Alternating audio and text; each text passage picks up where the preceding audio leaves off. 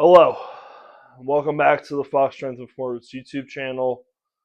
I'm Taylor Fox, and this is a very sad video at its core, and one I don't really think I should be making in the first place. It's a very unfortunate situation, but we're going to touch upon the death at the CrossFit Games in the first event. So, this is the Lazar Dukic situation and drowning on the run swim event. And really, I'm making this because this is very much in my wheelhouse as a certified athletic trainer. Like, predominantly, most of my career has been based in that field. I do both athletic training and strength conditioning, so I'm very experienced in both sides of that. But predominantly, my career has been based around sports medicine and athletic training. And I don't currently work in athletics anymore, but my current full-time job is still very emergency based and working a lot with making sure our emergency action plans are up to date, that things are functioning properly. We even just redid a lot of the protocols just to make things a little more efficient and easier for the providers as well as us, and making sure we identify things correctly and they're responded to well. So overall, my perspective is that these are non-negotiables. You should not be running events at this day and age without these mandatory emergency plans, life-saving devices, medications, personnel that are experienced with the different environmental aspects and settings and are able to react and make their best attempt and really have like the best chance of saving somebody's life in the case that it goes that way. So from my perspective, all I've really looked at is Mitchell Hooper's video and then some articles online. So I trust him, being like an ex-phys grad, having a quite a deal of experience and education around this side of things, to be able to report on it and be a good source. So I'm going to take his word for some of these aspects. But working a football, soccer, any other sporting event, like wet bulb temperature and making sure you're taking readings is very important. As far as I understand, it was very hot on that day. They did the run first. This is already a concern. Athletes are going to be overheated. They're going to be very much exerting themselves. It's a competitive event, so you're really trying to push yourself to the limit and do as well as you can, and start off this series of events, because it's a long competition, very well, to beat other athletes and come in as high as you can in those standings. So they finish the run, get in the water.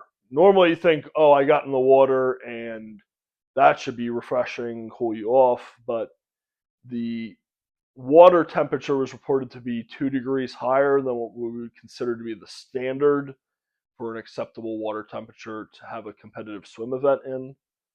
So they've already run in a hot temperature. That's a concern for thermoregulatory components of the athletes. And then they're jumping into what is, relatively hot water. And so now you have to be like, on alarm, like you're ready to respond in these like dangerous conditions. And it just seemed like nobody was ready to. So, anything you really want, you want transport, you want personnel that can respond. So that's EMS, that's paramedics. In the case of being in the water, that's going to be water rescue. I think lifeguards is very good to have in the water on both sides of that track where they're doing the swim race. But then you have to have another team there that's like a legitimate, like well trained water rescue team that is a little bit more geared up and ready to go than a simple lifeguard that's kind of just there watching and trying to make sure everybody's okay. So it didn't seem like any of like the real alerts went off. I've even seen some reports that personnel were missing from this scenario. A spectator jumped in the water to try to alert them. Apparently, athletes were shouting out that they went under, and I think a lot of people will trust that at this point, with all of the court cases we've had, with all of the tragedies, that sports like athletic contests, we're ready to go with, like, if there's an emergency, the people that are there and are supposed to deal with it are going to be on their game and ready to get that person to safety and in the best care possible so that the competitive athletes don't have to worry about it. So I think a lot of them that were there, like, saw it and then kept swimming past, like, because they're in the middle of a race and they're trying to finish the race as quickly as they can. After like, none of this was involved, but it's like unfortunate that it didn't even come to that point where they could get him out of the water and try to save his life. But we've seen so many issues where, like, an AED isn't even on site. Somebody that can respond with an AED isn't even close by or contactable. So you're like 300 yards from a phone, and then you're, miles from the nearest person that has any kind of device like that. But that's really what you need to have. You need to have the personnel, you need to have the transport capabilities, then you need to have the devices such as an AED, a bag valve mask, proper barriers to protect the different clinicians and providers that would be there to impart emergency care, and then medications, epinephrine, asthma, like an extra asthma inhaler for somebody that has like very bad asthma reactions. Like, all this stuff isn't optional, it's mandatory, and I'm very like adamant myself, like, about it being present and being there on site to make sure that you can respond properly. So I've been involved in like some different emergency cases: cardiac arrest, asthma attacks, anaphylactic shock, uh, compound fractures. Like, that's where you need the AD. That's where you need the epinephrine. That's where you need to be able to like get them on oxygen, give them asthma medication so that that reaction calms down, and then splints, like different types of splints, stuff that you can use to stabilize the joint so that they can be safely and properly transported to then, get the next level of care and make sure that that injury is taken care of appropriately.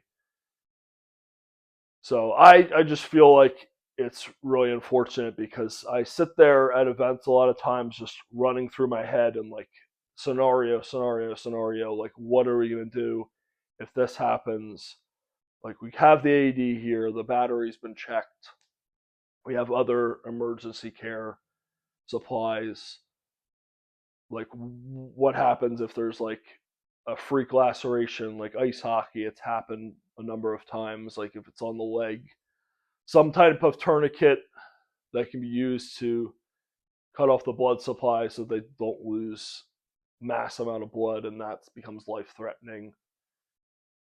Or you have like the different medications, or at least something like on site that can help in the interim, like having liquid Benadryl if there's somebody that's your fear of like a risk of anaphylactic shock, but you don't have an EpiPen. At least having that to like have them chug it if it comes to the worst, like Difen tablets to chew up and steady that reaction enough to where they can get to the hospital and get administered epinephrine and get it to fully calm down.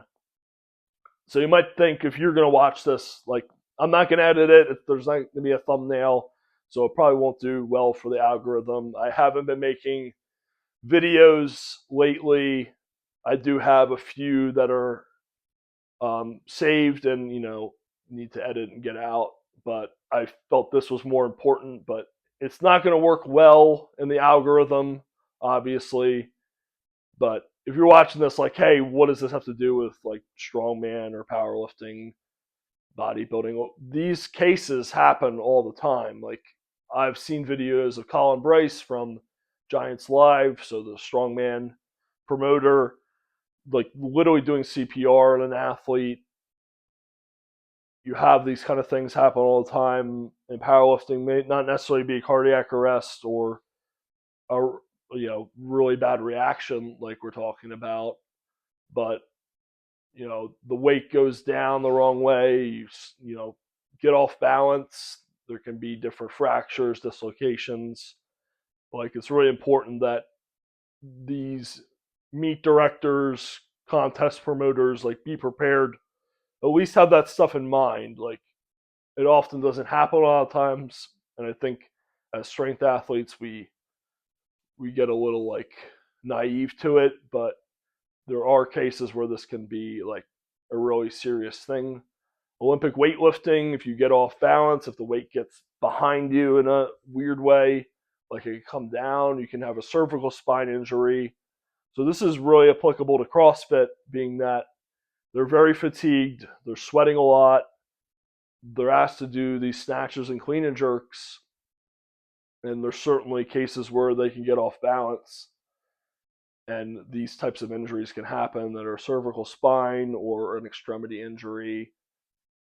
So it's really good to be prepared, and I honestly will say that I don't think it's excusable. Like in this caliber of an event, CrossFit is very lucrative. There's a lot of sponsorship. They rent out big venues, a lot of space for what they're doing.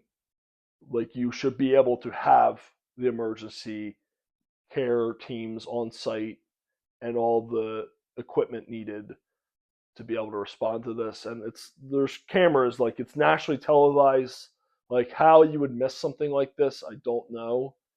And I feel bad like with the fact that there's been a fatality to come at it so strongly without really looking into it more and really taking like a full dive on what exactly happened second by second with this event. But like I said, like it is not a thing where you're like, I'm setting up the event and then we'll see what we can do about it. Like these are the first things. Like check the box off of that and then continue planning the rest of the event, because those have to be there if you're going to hold something like this. So that's just my take on it. I really am like passionate and adamant about like making sure that these type of things are in place. I've like always felt very close to the athletes that I've worked with, and like if something were to happen, like I want to make sure that I'm there to provide the best care possible. And even if somebody that's like I don't really know, but like I've had situations, college campus, it's a professor, whatever, like that's why I'm so well trained and why I've gone through so much education, taking different courses. It's CPR, AD, stop the bleed. Um, like it was like 2 minutes or less, which was like a C-spine immobilization, spine boarding course. Like we train a lot to do these things really well and be thorough. Like just working with the heat, making sure you have that full body submersion ready. Like I remember working like NFL training camp, the doctor would come in every single day and check and make sure, hey, like this water is at room temperature, because you want to submerge them at room temperature in the case of like a heat illness, so that their body doesn't go into shock, and then start adding ice to cool them down, ice them under their armpits, their neck, their forehead, and go from there, taking, body temperature. And if it's at a really dangerous level, then you need to get them transported by EMS as soon as possible. But that's just what I've like experienced and gone through, and having like really tried to be thorough with preparation for high school events, college events, youth events, semi-professional to then up to like the top level of professional sports. I just really don't feel like it sits well with me to see something where a big organization putting on a major international event is so unprepared for an emergency case like this. But I hope for Lazar, he rests in peace. Shout out to his family. I know like there's been a lot of support as far as like funding and making sure that like they're well taken care of. It's very sad, very unfortunate, and I never want to see a fellow athlete, competitor pass away like this. But in past cases with Corey Stringer, heat acclimatization, with other athletes with cardiac issues, like these cases bring about change to make sure that we're more well prepared for sports so that this doesn't happen again.